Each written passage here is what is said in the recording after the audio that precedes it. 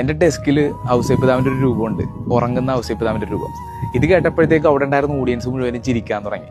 പറഞ്ഞത് നമ്മുടെ ഫ്രാൻസിസ് മാർപ്പാപ്പയാണ്. എന്താണ് ഈ ഉറങ്ങുന്ന ഔസേപ്പിതാവ്? അതിനു മുമ്പ് ഒരു കാര്യം ചോദിക്കട്ടെ. നമ്മുടെ ലൈഫിൽ എന്തെങ്കിലും ടെൻഷൻ പ്രശ്നങ്ങളൊക്കെ വരുമ്പോഴത്തേക്കും നമുക്ക് മര്യാദ കിടന്ന് ഉറങ്ങാൻ പറ്റും? ഇല്ലല്ലേ? എന്നാൽ തൻ്റെ ലൈഫിൽ മുഴുവനും അൺഎക്സ്പെക്റ്റഡ് ആയിട്ട് കുറെ കാര്യങ്ങൾ സംഭവിക്കുമ്പോഴും ശാന്തനായിട്ട് കിടന്നുറങ്ങുന്നു. ആ ഉറക്കത്തിൽ സ്വപ്നത്തിൽ ദൈവം സംസാരിക്കുന്നു. അങ്ങോട്ട് പോകാൻ പറയുമ്പോൾ അങ്ങോട്ട് പോണ്, ഇങ്ങോട്ട് പോകാന്ന് പറയുമ്പോഴത്തേക്ക് ഇങ്ങോട്ട് വന്ന്. ഇതിന്റെ ക്ലൈമാക്സ് എന്താന്ന് പോലും ഒരു പിടുത്തൂലായിരുന്നു. പക്ഷേ ഔസേപ്പിതാവിന് ഒരു ഒറ്റ ഉറപ്പുണ്ടായിരുന്നു, തന്നെ വിളിച്ചത് ദൈവമാണെങ്കിൽ ബാക്കി കാര്യം അവിടുന്ന് നോക്കിക്കൊള്ളു. ഏശയ്യാപ്രവാചകന്റെ പുസ്തകം 40-ാം അധ്യായം 30-ാം വാക്യം. ദൈവത്തിൽ ആശ്രയിക്കുന്നവർ വീണ്ടും ശക്തി പ്രാപിക്കും. അവർ കഴുകനെ പോലെ ചിറകടിച്ചുയരും. അവർ ഓടിയാലും ക്ഷീണിക്കുകയില്ല, നടന്നാൽ തളരുകയുമില്ല. എൻ്റെ ഡെസ്കിൽ